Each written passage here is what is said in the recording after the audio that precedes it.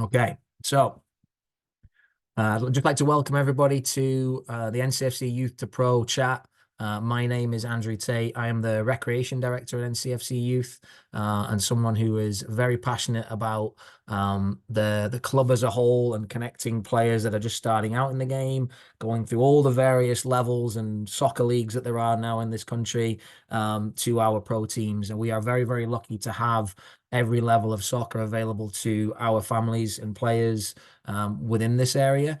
And it's amazing that we not just have a pro team, but a pro team, the quality and caliber of the courage here in our backyard. So I'm excited to introduce my guest today. We've got from left to right, we've got Fabrice Gautrat. Fabrice, welcome. Thanks for joining us. Thanks for having me. I appreciate it. Looking forward to it.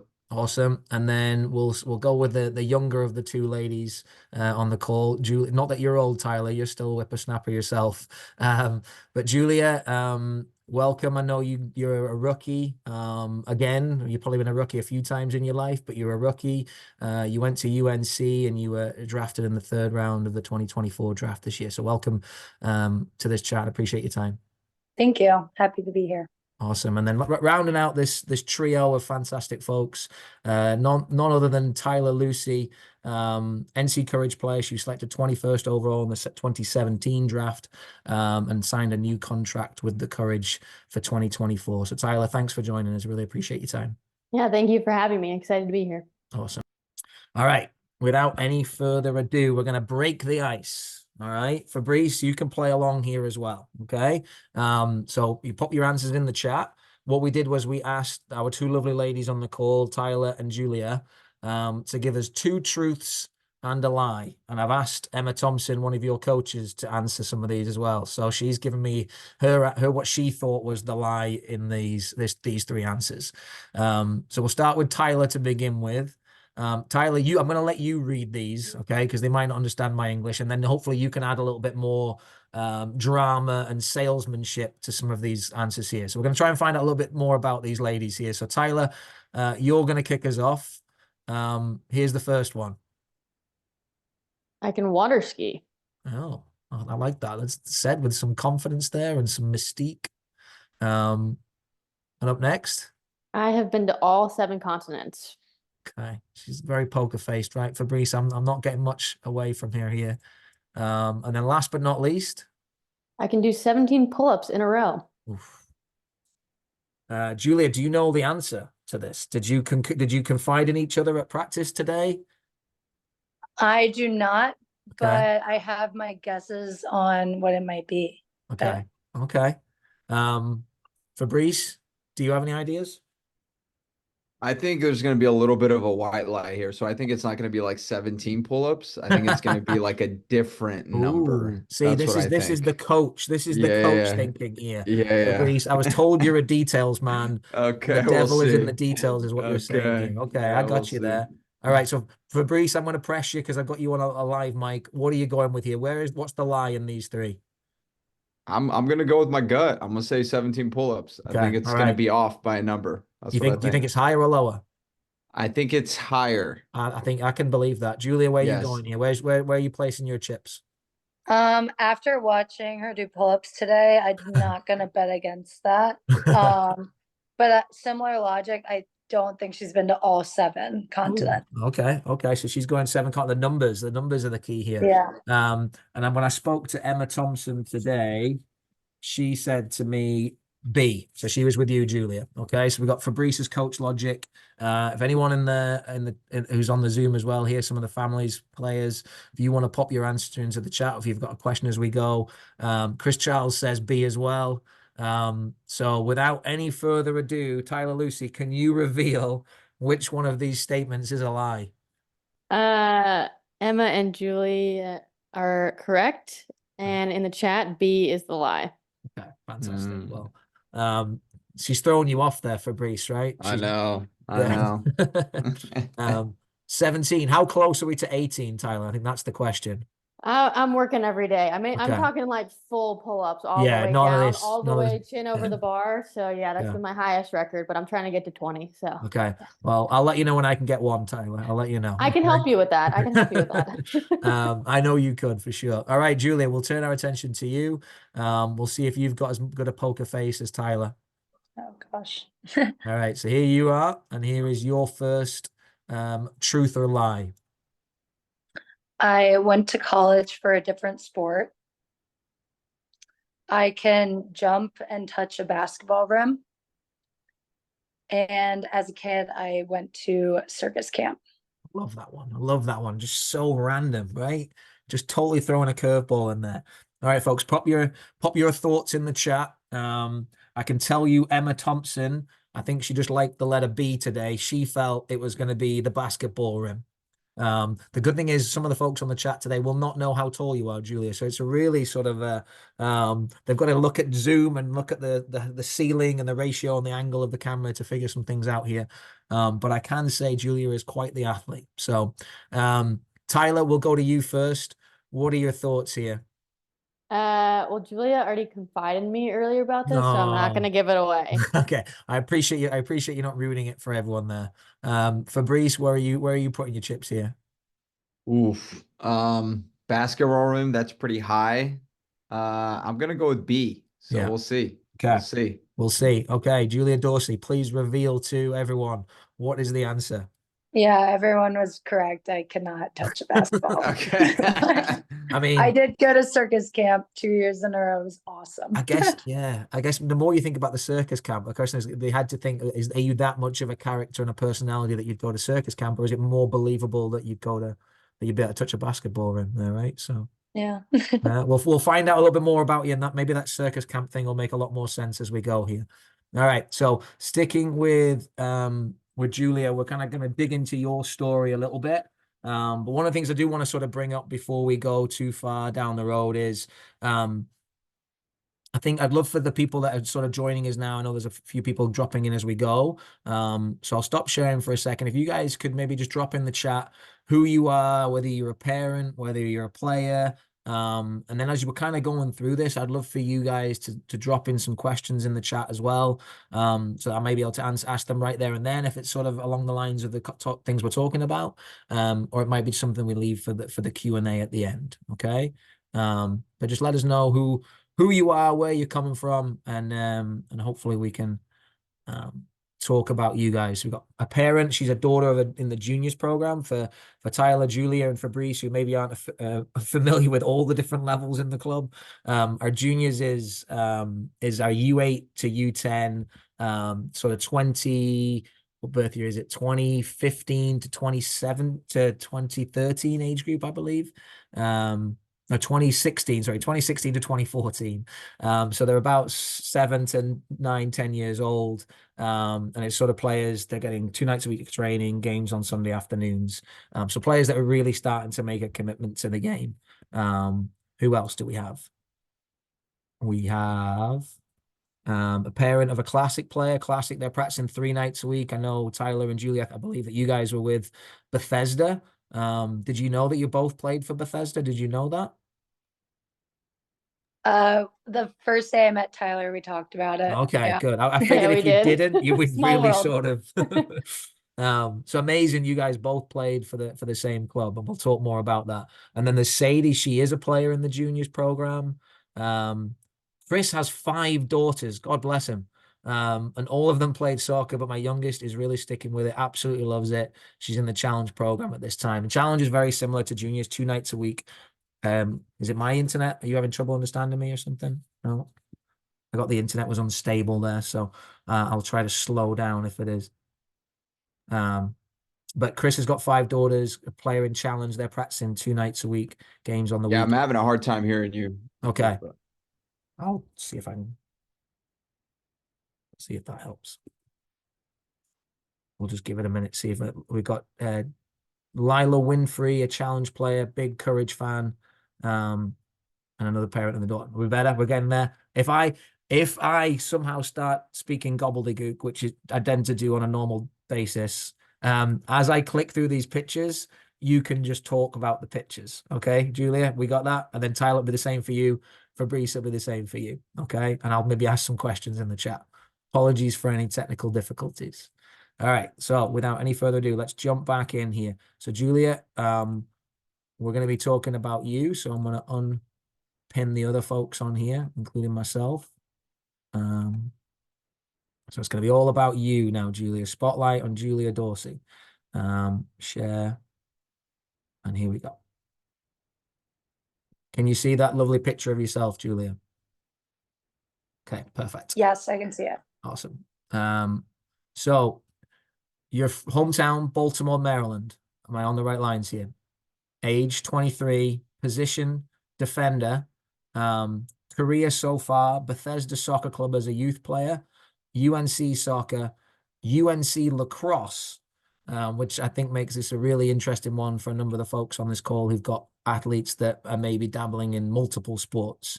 As a youth player at Bethesda, were you always at the highest levels of the youth game, or were you sort of playing on lower level teams? How did that sort of progress for you? Yeah, I actually didn't join Bethesda until I was in high school. Beforehand, I was playing for a rec team that my dad coached, basically through 8th grade, and then through ODP, met some girls who played for Bethesda and wanted to continue pursuing soccer. So thought it was the best decision for me. So I joined it and stayed with the same team throughout high school. Okay. And then how old are you in this picture here, would you say? I think it might be my junior year of high school. I don't know. I look really young in that though. So what did you pick up first? Was it a soccer ball first or a lacrosse stick? Soccer. So even though I'm from Baltimore and it's kind of the hotbed of lacrosse, my dad played soccer D3. I have an older sister who's playing soccer, so me being the second child was like, me too, I want to get involved. So I started playing soccer, and then all my friends were playing lacrosse. All my best friends at school were, so wanted to do that as well. So yeah, just was always playing sports year round, which is fun. So talk about, was it just soccer and lacrosse? You said sports year round. What other sports were in? And yeah, I also played I also played basketball throughout high school too. I played for my school. And then growing up in the summer was doing tennis, swimming, whatever my parents could do to get me outside and busy. So I remember, especially in high school when I was doing club and school sports, like I'd be going from basketball practice, my dad picking me up from that and driving me an hour to Bethesda for practice. So a lot of credit to my parents for that because it was insane, but it was a lot of fun. So really love it. All right. And then just before we get to this picture, Julia, how many siblings? You said you were the second kid, but how many other siblings do you have? Is it just I just have an older sister, okay. So it's just me. Okay. Yeah. Very cool. All right. So then you go from high school playing, sounds like every sport under the sun. You then go to UNC. Talk to me about how you ended up at UNC. And obviously here you've still got the stick and the soccer ball. So how did that come about? Yeah. So I was more heavily recruited in lacrosse actually. And so the recruiting process was so different than it is now. But my freshman year of high school was getting reached out to go on visits for mostly lacrosse, and just kind of talk to my club coaches on both levels saying, hey, do you think it would be possible to play both at a high level? Because it was important to me to play for a program that was championship caliber. And so I reached out to UNC. There was currently a girl Her name's Maggie Bill, who was playing both at the time while I was going through the process. So would go on mostly lacrosse visits and talk to the soccer coaches while I was there. It also helped that Damon Nahas, who is the assistant coach at UNC for soccer, was the, at the time, Castle coach for my age group. So my Bethesda team would play them twice a year for ECNL. So I would say I was more heavily recruited for lacrosse than soccer, but just kind of made it very clear that that was something I was interested in. Having been the 6th girl to do it at Carolina, I thought that was just the perfect environment for me to succeed. Really cool. And I know in looking at your stats here, you played 69 games over 4 seasons for the soccer team. And then you played 56 games over 4 seasons for the lacrosse team, which is just incredible. And I know I'm speaking to the Damon and listening to some of the bits and pieces. You were literally playing soccer all fall and then transitioning straight into lacrosse. Talk to me about that discipline, you know, how maybe you questioned, like, what am I doing here? But it sounded like UNC was the right fit for you. You were chasing national championships in both programs. Just talk to me about, you know, why you went there, what the experience was like, what you gained from it. Yeah. I mean, I was at school all year round and I loved it. I loved Chapel Hill. So I would be there for summer school. I went in for summer school going into my freshman year. My whole soccer class did. And the whole team actually ended up being there that summer. So we would just go to class, play pickup, work out. And that kind of set the tone for the rest of my 4 years there, just being around other athletes that just loved playing their sport. And that was really like awesome and amazing to be a part of, especially as a freshman coming in. So I'd just be with soccer all fall, wouldn't go to any lacrosse commitments. And then as soon as our season ended, hopefully in December, I would kind of I would have the conversation with Jenny Levy, our lacrosse coach, about what to do over winter break when I went home. And she basically was like, I don't want you running at all. I want you to rest your legs. But definitely time to pick up the stick and hit the wall, do some wall ball. And then January would report back to school, like second week of January, and hit the ground running with lacrosse. And then that would go until, except for my freshman year during COVID, till Memorial Day weekend. So I was there all year round. It definitely was challenging. And there were some times when I felt like only playing 6 months out of the year was a hurdle for me, just getting playing time at certain points. But looking back on it, I got to play against and with some of the best players in their respective sports and win a couple rings. So it was just an unbelievable experience. Yeah. Yeah, and I was talking to Damon Nahas, associate head coach for the women's soccer team at UNC, and you know, Damon's worked with some incredible players, incredible people over his time in the youth game and college and working with youth national teams. And when he speaks about a player in the way that he spoke about you, Julia, I take a lot of notice in terms of he genuinely means the things he's saying. And he described, I'm going to rattle through a few things here, Julia. He said you were one of his favorite players. You had no excuses. You were an extraordinary competitor. You were fierce. You were easy to coach. You were emotionally stable. If you can have a team of 20 Julies, he would. You were well liked, great personality. You're a special one. You made him better. You knew. I think one of the things he talked about was that you knew who you were. You knew your strengths and you knew your weaknesses. And the big thing I think is he talked about your mentality. So with your mentality, we're going to pivot to this picture right here. Julia, talk to me about the pink bow, because I think that you and Tyler have both of sort of a little bit of a slogan. I think yours is going to be the pink bow, and then I don't know if you'll carry this into the pros.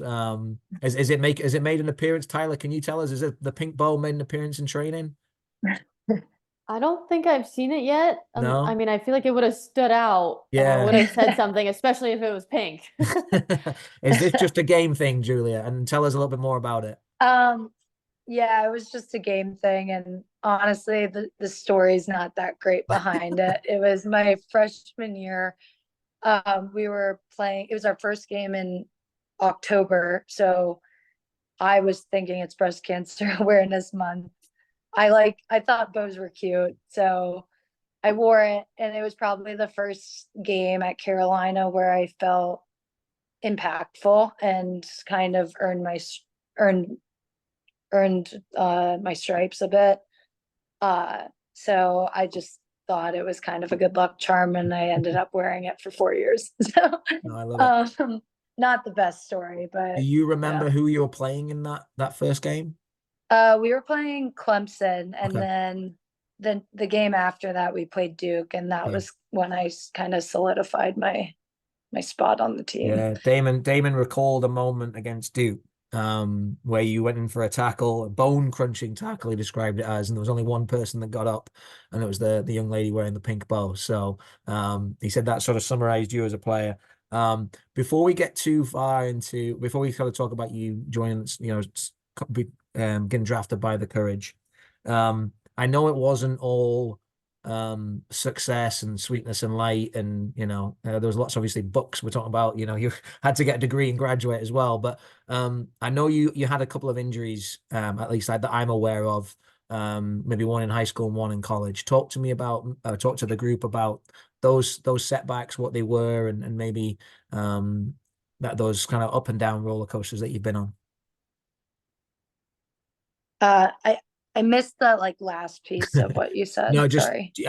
from what I understand, you've had a couple of serious injuries. Let's put it that way. That in some cases I think would knock some people maybe out of the sport. But to your credit, you're still going strong, and obviously now hopefully gonna make a name for yourself in the pros. Yeah. So my junior year of high school in the fall, I tore my left ACL during a high school soccer game, and it was pretty devastating for me at the time. But luckily for my luck, not my classmates' luck, I had a lot of elite athletes in my grade in high school that played mostly lacrosse who had gone through the same injury. I think we had 7 girls who went on to play D1 lacrosse in my grade that had also torn their ACL around the same time. So just having a really good support system through that really helped me, and I was able to come back.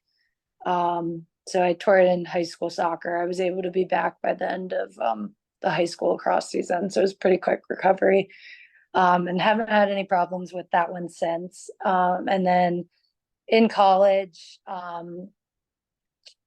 had a couple unfortunate injuries. My sophomore year, spring, had a pretty bad foot injury where essentially I had a piece of bone that had to get removed over the summer, and ended up being a 4-month recovery. So I missed a good portion of the soccer season my junior year, but was able to come back midway through.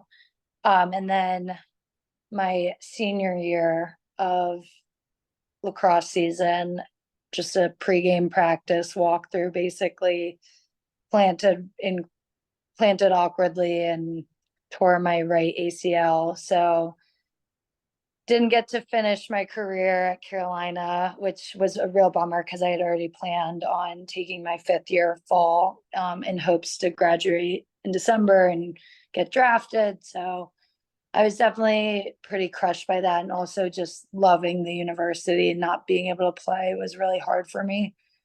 But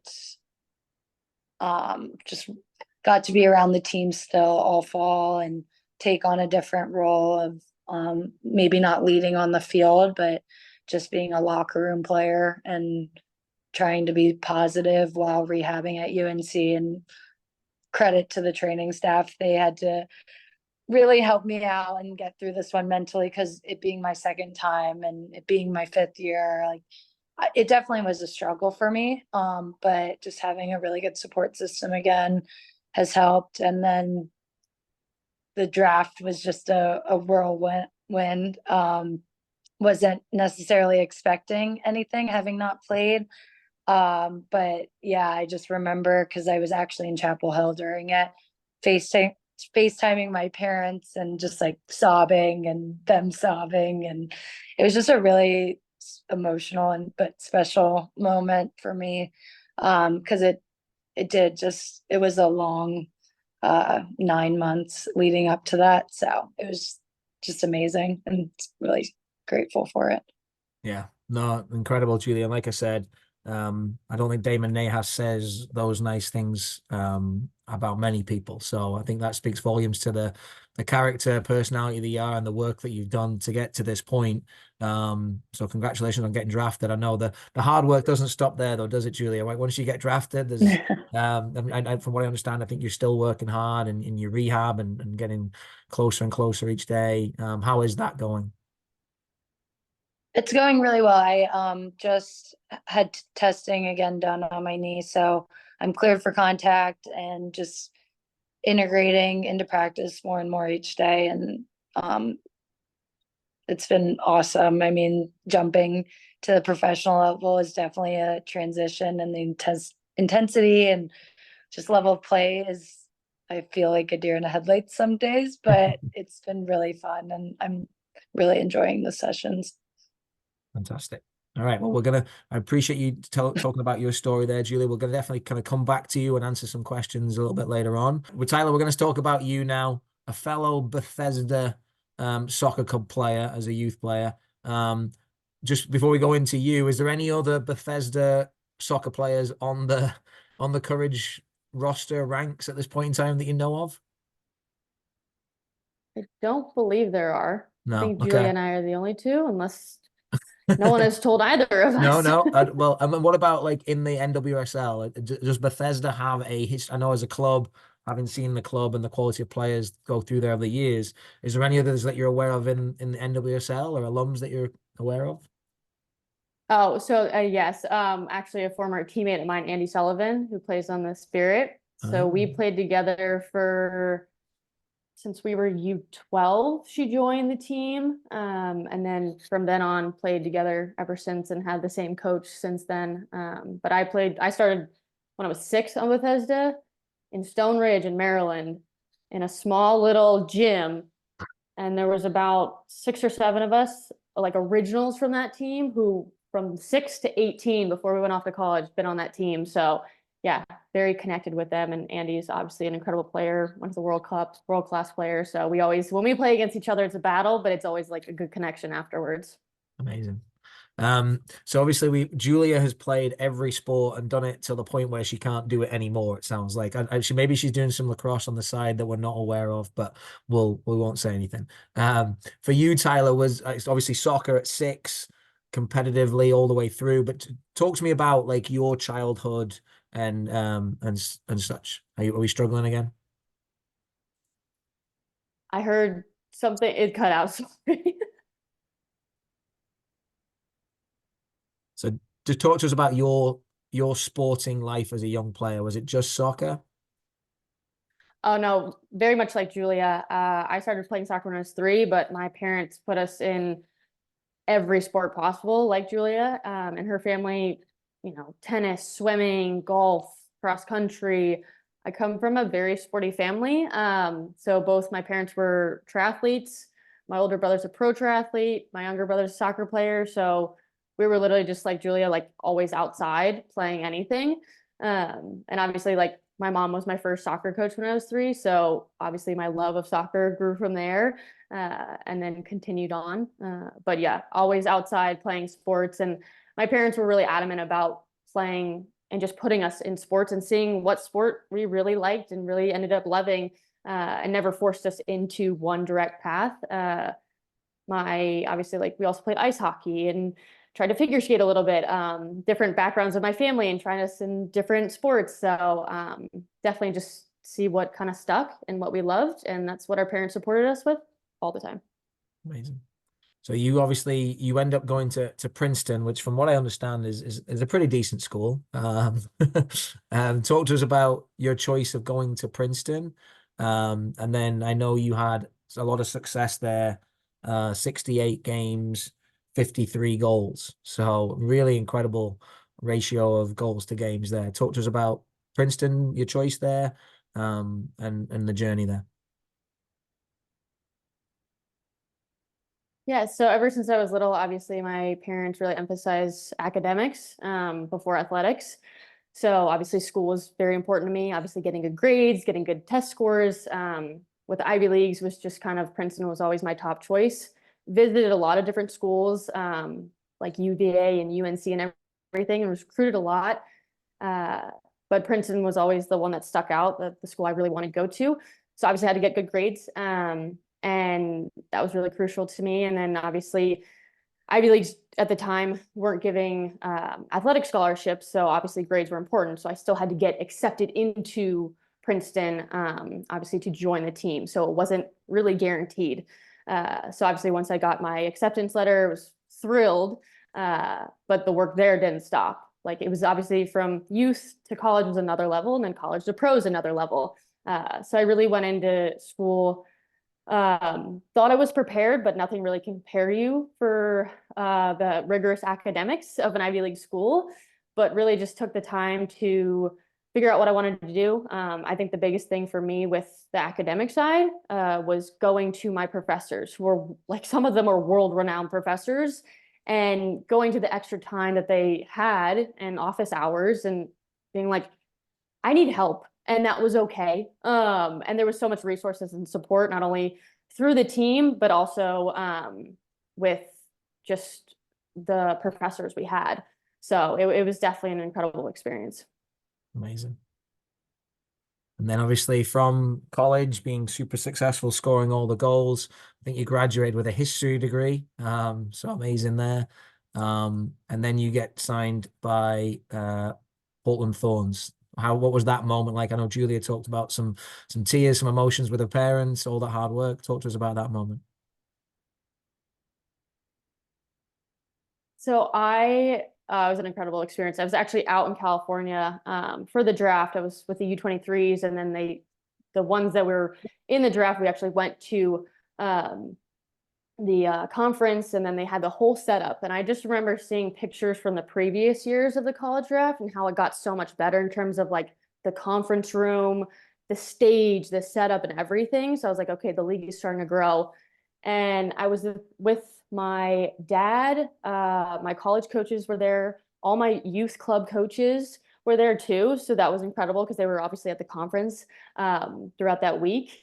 And I just remember sitting there like, I really hope this has happened. I've done everything I possibly can. It's out of my hands at this point. Like it's going to happen if it happens.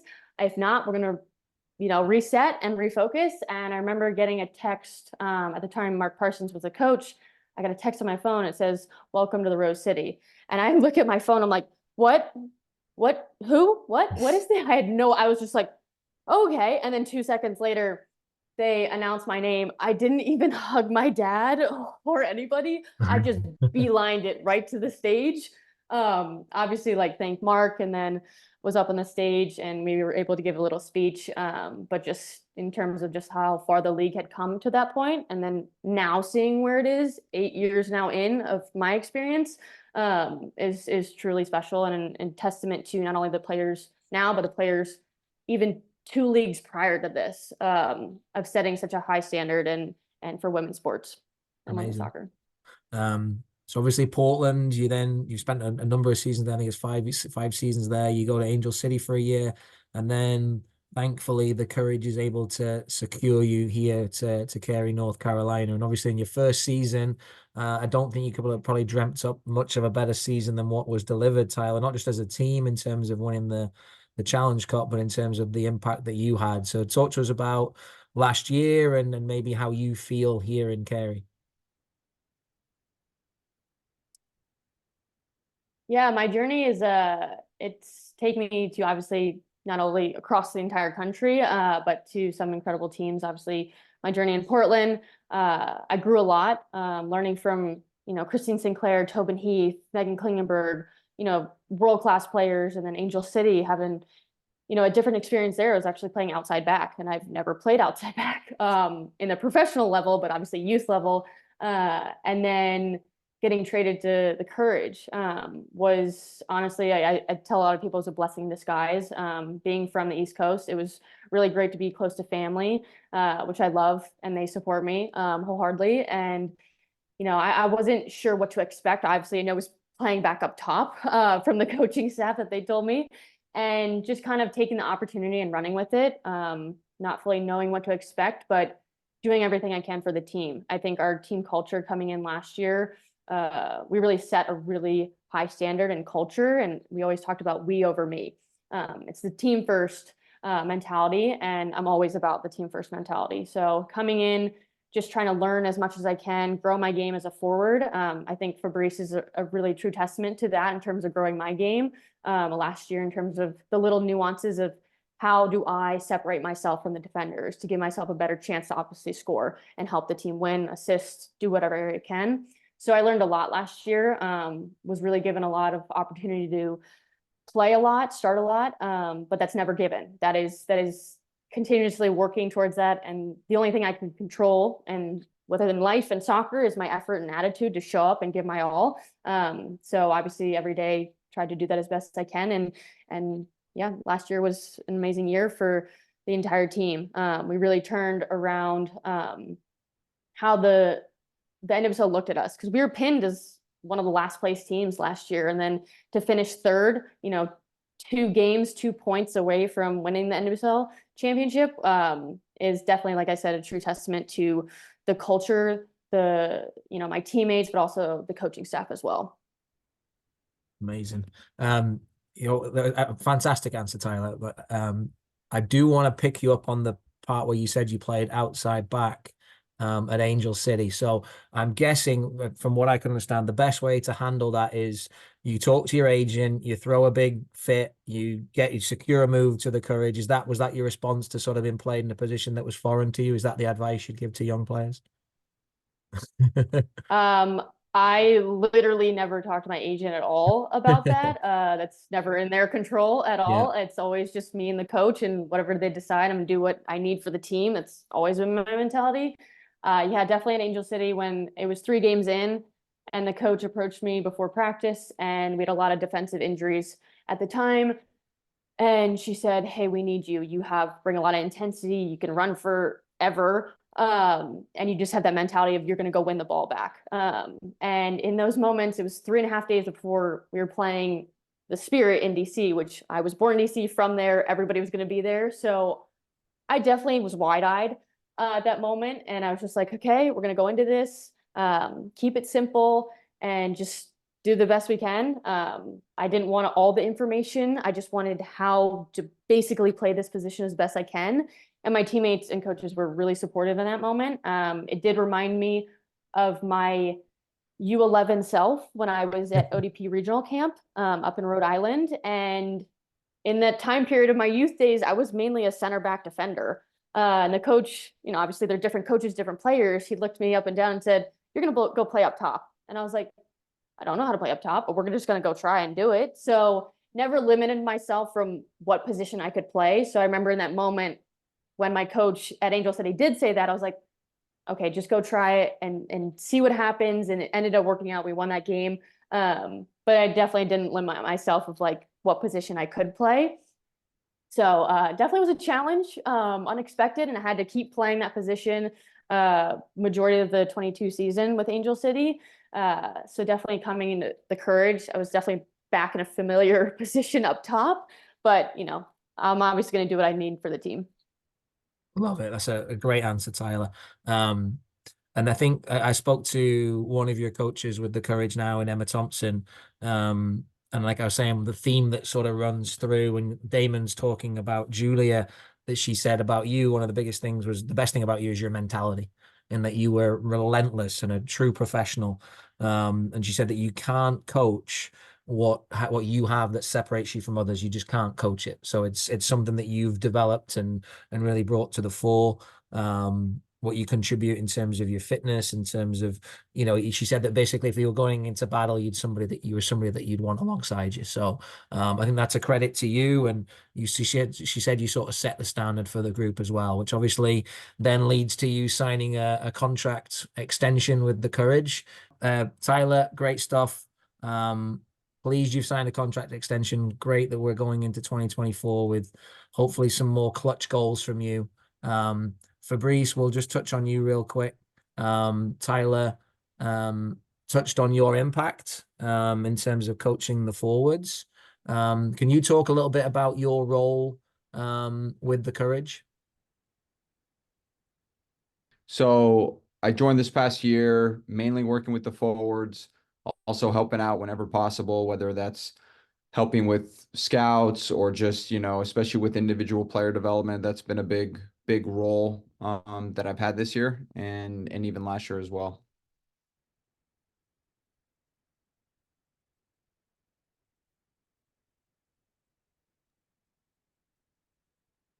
All right, fantastic. And then I was speaking to Emma with the Courage, and she talked about sort of your impact on the group and sort of your very detail oriented, very very intense and disciplined. I think that was sort of my like when we talk about the theme. I think all of you have had, you know, you're so dedicated to your craft. Can you talk about that in terms of your discipline and I guess relentless would be another word for it, or mentality, right? I say all three of you seem to have a very strong commitment to what you're doing. Yeah, I mean, I think you always want to practice what you preach. You know, if we're always telling players like you got to strive to be the best, be 1% better, that's always been my mindset is I have to do that, right? So I have a very discipline in terms of when I get up, what I do even before I get to the fields. Like I just, you know, whether it's working out, reading, doing extra work, like whatever that is, because I think all those things help me be better for the player. And that's kind of what it comes down to. Like if I'm not pouring into myself, I won't be able to pour into others, you know? And so that's kind of my mindset of I always need to make sure I'm filling my glass, you know, to make sure I can help and add value wherever I'm at. And then just as a player, you're from Santa Clarita. Is that an accurate statement? I think Yeah, Santa Clarita. So, is it Santa Clara or Santa Clarita? Santa Clarita, it's Southern Okay. California. Very So cool. Santa Clara's up north, but yeah, Okay. it's down south. Okay. And then you So. played at the University of San Diego, you played professionally in France and the US, coached a bit with the Olympique Lyonnais Academy, US Youth National Team, Chicago Red Stars as an assistant. You see the picture of you playing here, Fabrice? Yeah. Some When I good had memories hair, there. yes, I do. Yes. Amazing. Back of it. Who are you playing for there, Fabrice? Okay. That was OC Blues, so it's USL. So Okay. same league as the men's side. Yeah. And is that against Sacramento Republic there? It is, yes. So Yes. a team that's doing very well in the USL Championship right now. Right. Right. And then obviously you get welcomed here to the Courage. Talk about maybe why you took this opportunity and what it's been like with the club. Yeah, I mean, I knew of Sean, especially in the youth, and so I knew kind of his mindset in terms of how he developed players, like how his teams play. And you know, I had been with the Red Stars for 3 years, and I was ready for a new challenge. And you know, I kind of said goodbye there, and I was just ready. And I was exploring different options, and I felt this option was the best one. I was closer to home, but also I was in an environment, you know, you always hear about kind of, you know, Courage Fitness or Courage Grit. Like that's always been something that they've been known for. So I kind of wanted to come in to just learn, observe, and obviously help wherever I can. So I just saw a really good opportunity to grow and help. Amazing. And then obviously last year, your first year with the club, like Tyler, you guys pick up a bit of silverware in addition to proving a lot of people wrong. Talk to me about that team last year and obviously some of the development of players like maybe like Tyler that you've been working with. Tell us a little bit about last year. Yeah, I mean, you know, whenever you're in a new environment, you just got to see what is needed and what I find especially at this level, I feel a lot of players want to grow, want to learn. And I think it's important, like Tyler, especially, I mean, you know, she's a veteran in this league, but she's so hungry for information. She wants to keep getting better. And so, and I would say that's pretty indicative of a lot of players on the team, which has been kind of refreshing, and it allows you to just coach and be you, you know? And so I think it helps. It's easier to add value when people really want to grow and learn, you know? And so I think it's been really good. The one thing with Tyler, I find is she really tries to apply what you're saying, you know? And I think for her that's been kind of cool to see the fruit of the labor, like, you know, just to see, okay, add this little bit or add this little bit, and her actually applying it and doing it. And, you know, it's super rewarding as a coach as well. So, yeah. Fantastic. And then looking ahead to this year, Fabrice, what can we expect from the team, or how do you think things are going to evolve?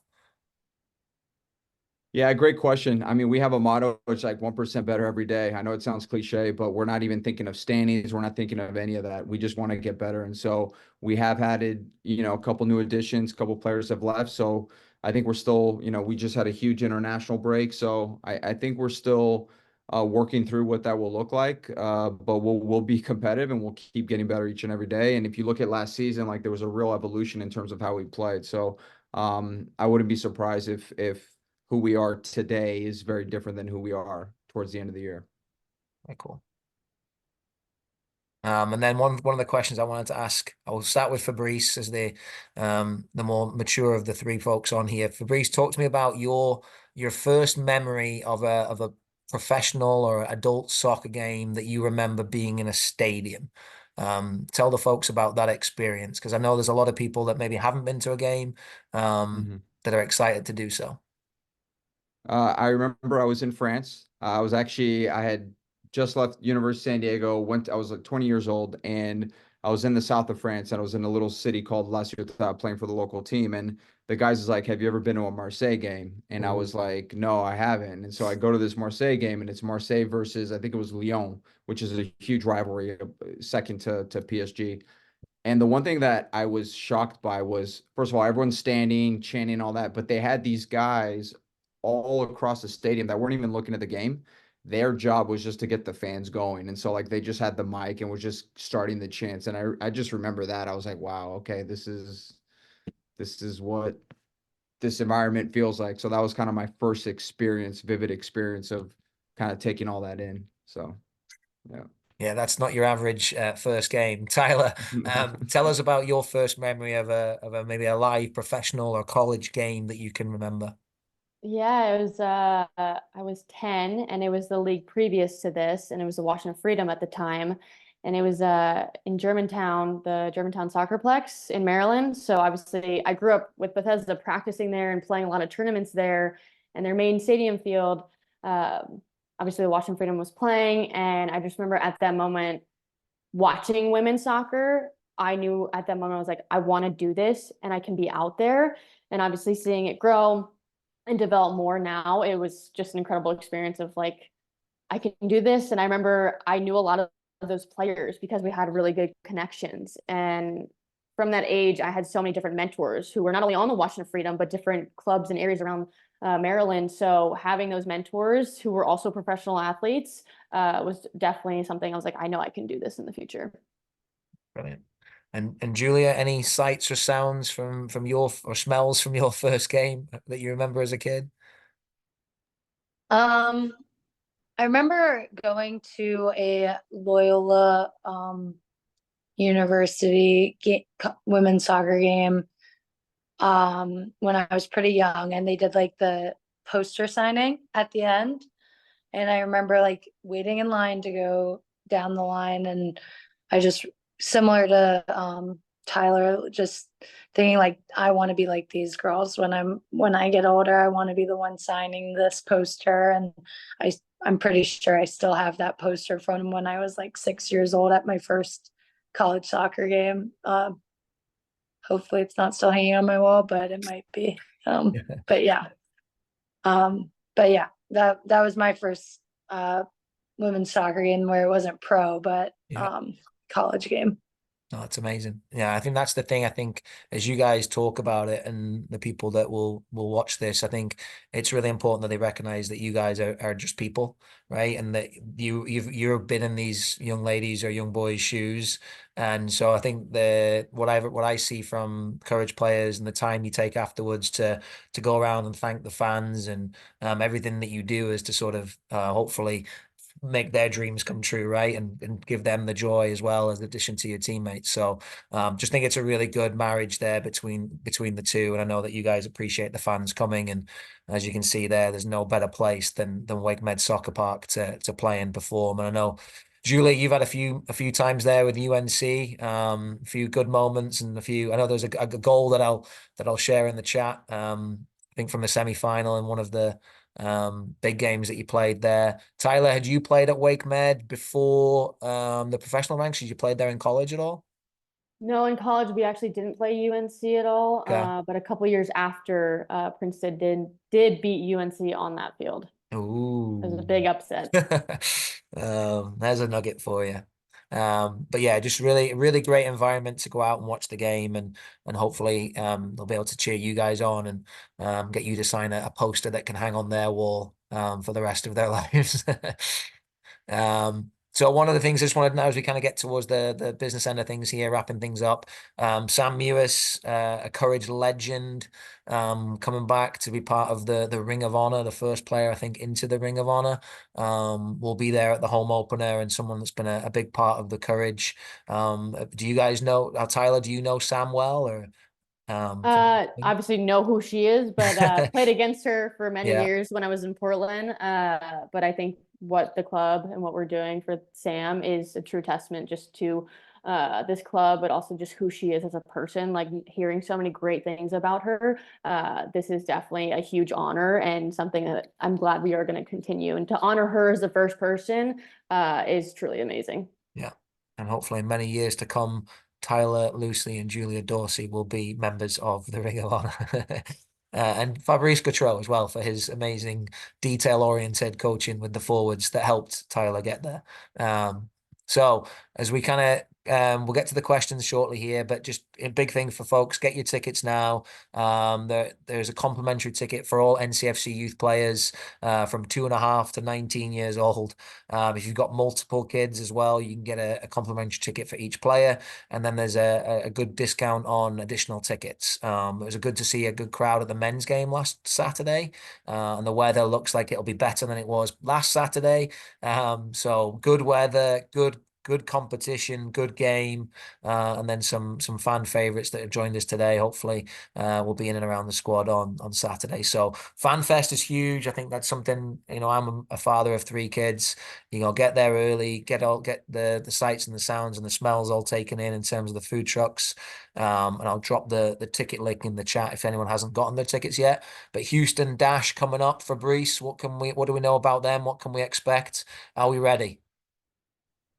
Definitely ready. New team, or new coach, and new style of play, and so I think it'll be very, very interesting how they set up. So, yeah, I mean, honestly, there hasn't been any official games, so we're just going off with the little information we know. But we do know it'll be a different setup and different style of play for sure.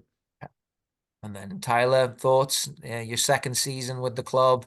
Are you as excited, more excited? Where are you at? Where are you sitting right now? I think I'm more excited. It's been a good preseason with the group, and I think we're ready to hit the ground running. Fantastic.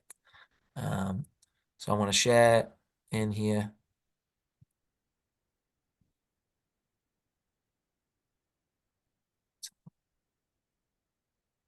So questions now coming up. We've got with a question from Juliana Contreras, also known as Juju. She plays on the U16 ECNL team. This question was for Julia. How important is routine to you, and what does it look like?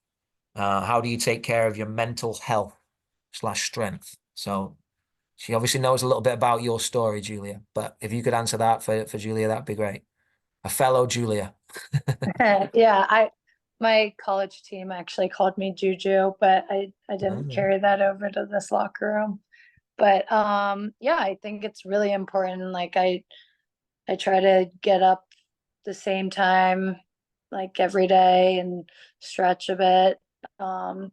Because, you know, coming from college to pro, like Sean kind of tells us, like it's our job to get our bodies ready for training. And I think I definitely am trying to like find my rhythm and find my routine in like a new environment now. But I think it's really important to also, once I am done with practice, kind of finding a different outlet for the mental side of things, whether that's picking up a book and just reading and vegging out after I've gotten recovery in. I don't know, like I would say being able to find other outlets and step away from the game is just as important as doing all the little things to get ready to get on the field, I guess. Tyler, anything you'd like to add to that? Yeah, I think obviously being, like Julia said, your routine, finding that routine, fine tuning it over the years. I feel like how I was raised and grew up, being with obviously two parents who did triathlons, like fueling, recovery, resting. You know, if you have a minor injury or tweak, like getting the treatment and recovery you need has kind of been ingrained in me since I was little, just because the environment I grew up in. So I've taken that within youth, college, and pro, and finding my own way in that as well. But I think also, like Julia said, is having your outlets outside of soccer. This is our job. We are getting paid obviously more now, which is great in terms of the growth of women's soccer. So I appreciate that a lot. And it's nice to not have, you know, multiple other jobs like a lot of us used to have. But I still actually have found, you know, created my own businesses and everything. I have a mentoring business for young youth athletes and scholars that connects parents who are on the call or guardians to myself and their young scholar athletes. So that's something I've started after my senior year in college with my older brother who's a pro triathlete. And it's not just soccer players, it's runners, it's swimmers. I've mentored baseball players, not knowing a lot about baseball, but I can help them in their own routine, not only with school, but also with soccer, but also social life and everything outside that they're dealing with, especially from a young age. Because like I said, I had those mentors. I had those, you know, female soccer players that I look up to that I could go to as well. So finding different outlets outside of soccer, because obviously it can be hard and challenging at times, but it's also really rewarding, and it's something we continue to love. But definitely having different things outside of soccer, because at the end of the day, we're not just soccer players. There's so many other assets of who we are, and aspects of who we are. So it's definitely important.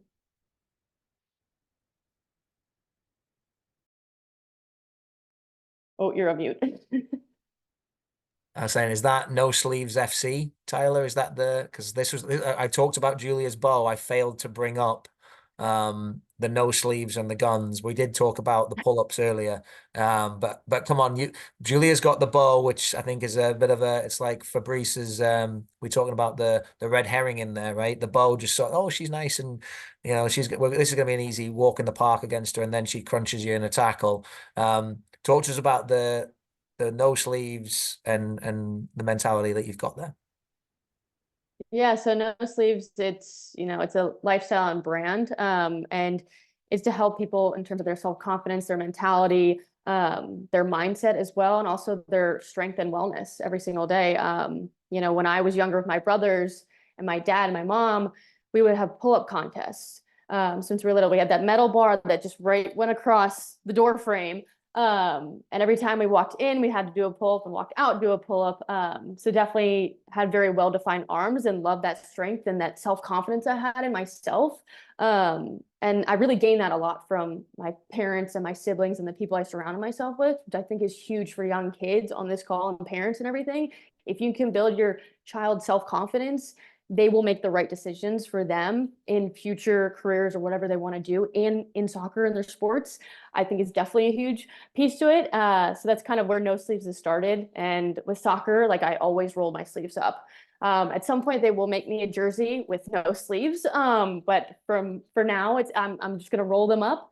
But also, you know, scoring a big goal or assisting, like I like to flex, and just show that strength and everything.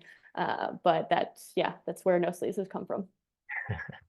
I think that's where I almost feel like your roster picture, Tyler, needs to be adjusted, because I don't think people recognize you, you know, with the sleeves, to be honest. I'll let the media know. Yeah, it needs to be written into your next contract, is what I would say. And then I think one of the questions you just touched on, sort of your parents, and I think that's a really interesting one for me as a parent myself. And you've become these individuals now, independent of your parents now, but they obviously played a big role in shaping you and helping develop your mindset and mentality. And the same goes for you, Fabrice. Could you talk a little bit, Tyler? I'll let you start, and then Julie, you come in. You know, what were your parents like during this journey? Like, you know, you talked about your parent being a coach, Tyler. What were they like in terms of, are they pushing you? Are they dragging you? Because we've talked about, I've watched a lot of documentaries recently with, you know, high level players and athletes where the parent it's almost abusive in terms of dragging the kid out there and forcing them to do a lot of things. But just talking about how they've sort of shaped you, and what have they done to help guide you? Oh, my parents have been instrumental in terms of just who I am as a person, not only just a soccer player. My mom was obviously, like I said, my first coach, and my dad was a high-level figure skater, to believe it or not, but very ingrained in terms of just like that discipline, but also the love for it. So always had that support. And I think Julia mentioned earlier, in terms of like my dad and mom would drive me from when I lived down to Bethesda, the hour and a half, sometimes 2 hour drive. And I'd be doing homework in the car before practice and after practice, and eating and fueling. So, you know, my parents are doing so much, and did so much for me from when I was young, in terms of fueling me, putting a roof over my head, like all these things. And every day I thank them, because I wouldn't be where I am now without them. And just, you know, even my mom today will be like, well, did you have fun today? Did you enjoy it? So she'll always be like, just enjoy it. You get to play soccer for a living, and this is what you love to do since you were little. So it's honestly incredible to have that support and continue to support wherever I go. So it has been fun, Tyler, throughout the journey, right? It's not Yes. we're not having fun now that we've reached, you know, towards the top of the mountain. It's been fun throughout the journey. It's been fun and incredibly supportive, and that's the best part.